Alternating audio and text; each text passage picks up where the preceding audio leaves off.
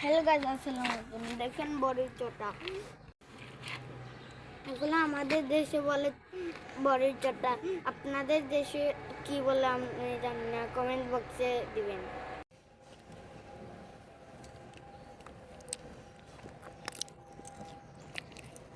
বিষ হয়ে গেছে। দেখেন আমার মা কাটতেছেন এখন। খেতে খুব স্বাদ, আপনারাও চাইলে এগুলো বানিয়ে নিয়ে খেতে পারেন বাসায়। আগের ভিডিওতে তো দিয়েছিলাম, এখন এটার লাস্ট ভিডিওগুলো।